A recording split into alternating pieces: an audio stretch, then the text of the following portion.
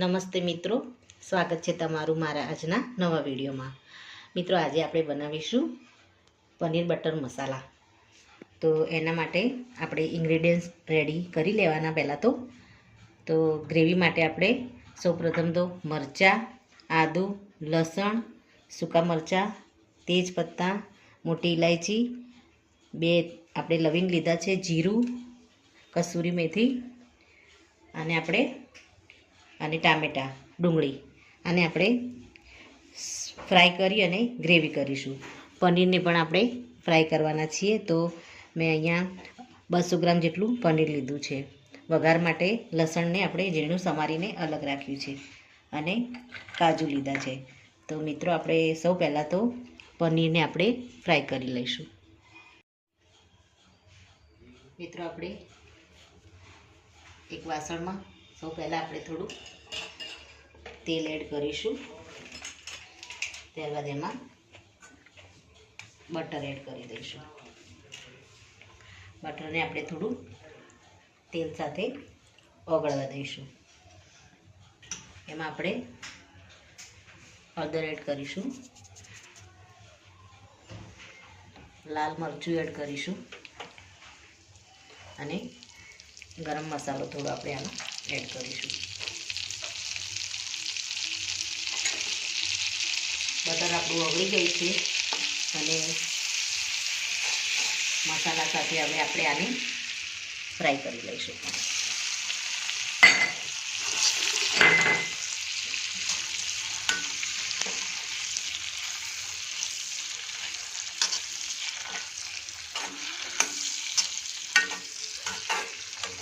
થોડું આપણે મીઠું એડ કરી દઈશું.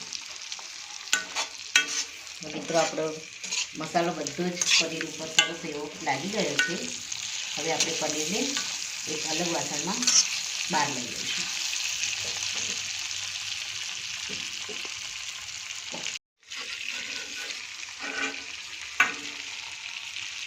આપણે પનીરને બહાર લઈ અને આ જ તેલમાં આપણે ગ્રેવી માટેના ઇન્ગ્રેડિયન્ટ્સને એડ કરી અને એને પણ ફ્રાય કરી લઈશું.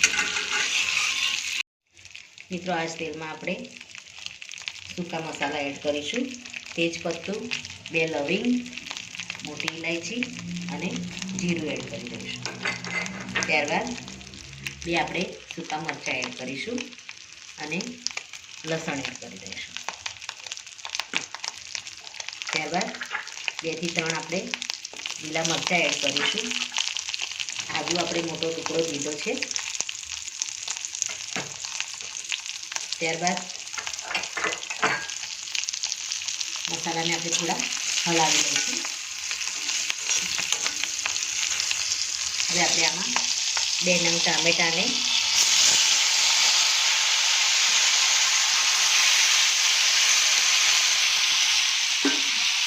કટ કરીને આપણે આમાં એડ કરીશું.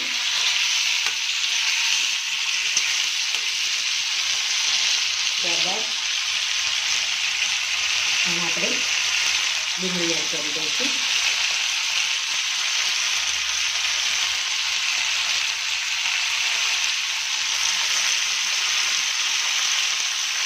મસાલાને આપણે સારી રીતે હલાવી લઈશું.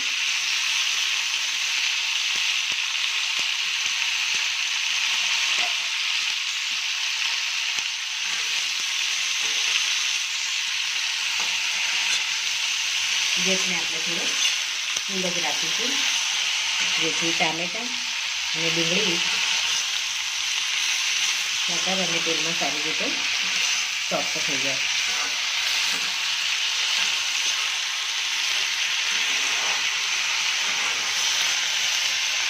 મિત્રો, આપણે હવે આને ઢાંકી અને 2 થી 3 મિનિટ માટે થવા દઈશું.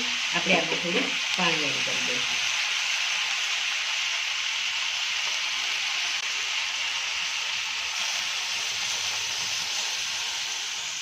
થોડું આપણે પાણી એડ કરી અને ઢાંકી અને આને થવા દઈશું. મિત્રો, હવે આપણે આને ચેક કરી લઈશું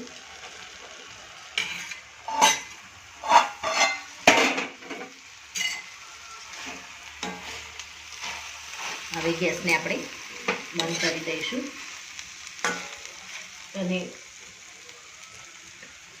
આપણો મસાલા ગરમ છે એટલે આપણે આની અંદર થોડા કાજુ એડ કરી દઈશું. કાજુ તમે જ્યારે ટામેટાં અને ડુંગળીનો વઘાર કરો ત્યારે જ અંદર એડ કરી દેશો તો પણ વાંધો નહીં. આપણે અહીંયા ઉપરથી એડ કર્યા છે.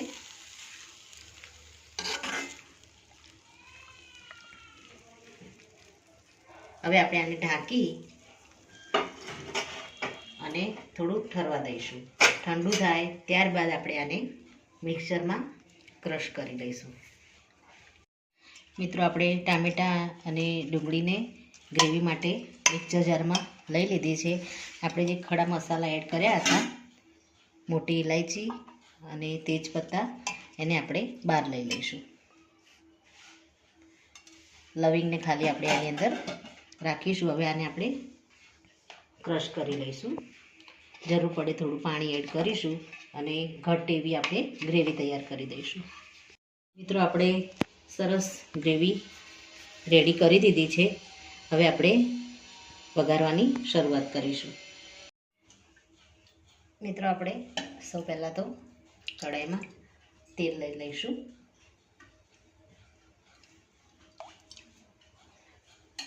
બે ચમચા મોટા આપણે તેલ લઈશું. એમાં આપણે બટર એડ કરી લઈશું.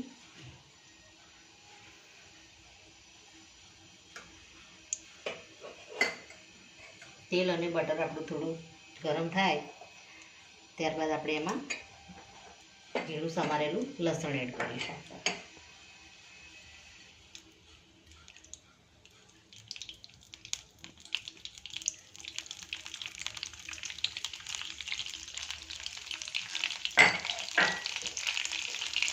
આને આપણે થોડું ચલાવી દઈશું. ત્યારબાદ આપણે આમાં એક નાની ડુંગળી આપણે સ્લાઇસમાં કટિંગ કરી છે, એને આપણે આમાં એડ કરીશું.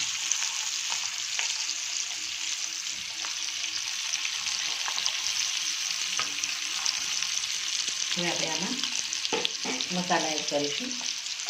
સૌ પહેલાં તો આપણે આમાં કસૂરી મેથી એડ કરીશું. ત્યારબાદ ધાણા પાવડર આપણે એડ કરીશું. આમાં 1 ચમચી જેટલો. આપણે આમાં હળદર એડ કરીશું. ત્યારબાદ મીઠું એડ કરીશું ટેસ્ટ મુજબ અને આપણે આને થોડી વાર આ રીતે ચલાવતા રહીશું. તો આપણે આમાં મરચું એડ કરી દઈશું. આપણે મીડિયમ તીખું મરચું એડ કરીએ છીએ.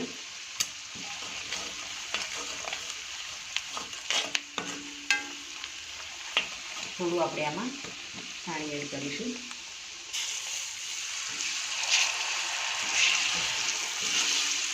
જેથી આપણા મસાલા બળી ના જાય.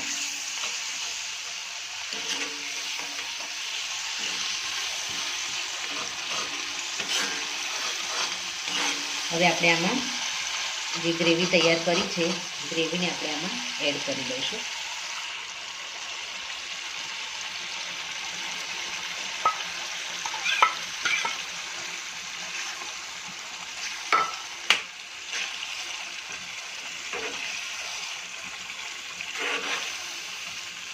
ગ્રેવીને સારી રીતે આપણે કૂક થવા દઈશું.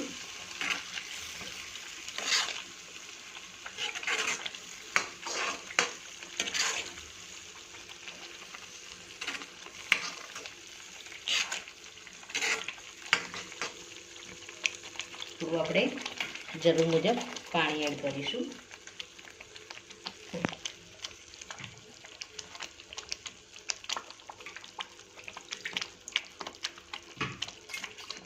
આપણે થિકનેસ પ્રમાણે પાણી એડ કરીશું.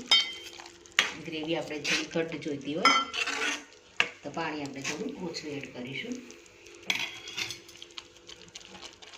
થોડું આપણે હજુ પાણી એડ કરીશું આમાં. ગ્રેવી થોડી આપણી પાકશે એટલે પાણી થોડું આમાંથી ઓછું થઈ જશે.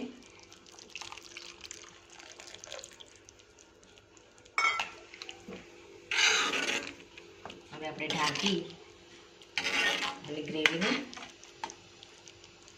સારી રીતે પાકવા દઈશું. એમાં આપણે ઉપર સમારેલા લીલા ધાણા પણ એડ કરી દઈશું.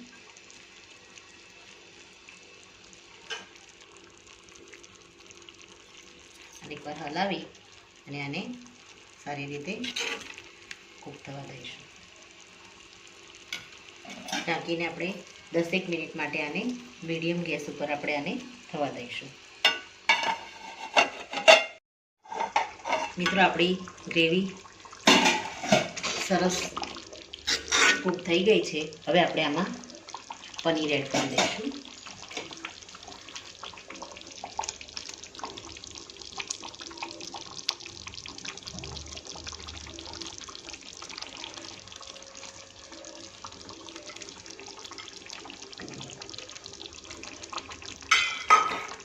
ગેસને આપણે હવે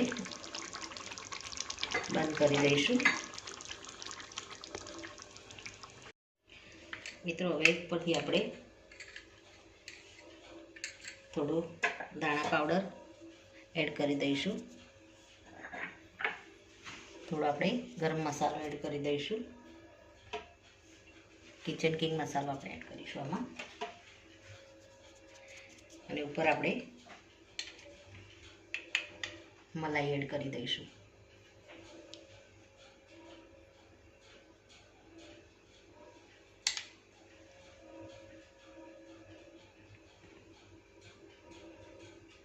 થોડી વાર માટે આપણે આને ઢાંકી દઈશું. ત્યારબાદ આપણે આને સર્વ કરી લઈશું. તો મિત્રો બટર પનીર મસાલા બની અને રેડી થઈ ગયું છે. અને આપણે હવે સર્વ કરી લઈશું. રેડી છે આપણું બટર પનીર મસાલા. તો મિત્રો આ સાથે મારો આ વિડીયો અહીંયા પૂરો થાય છે. જો મિત્રો મારો આ વિડીયો તમને ગમ્યો હોય તો લાઈક કરો, શેર કરો અને તમારી ચેનલ દેશી સ્પૂનને સબસ્ક્રાઈબ જરૂરથી કરો. અને કમેન્ટમાં જરૂરથી લખો કે મારી આ રેસીપી તમને કેવી લાગી. ફરી મળીશું એક નવા જ વિડીયો સાથે. ત્યાં સુધી આવજો મિત્રો. Thank you.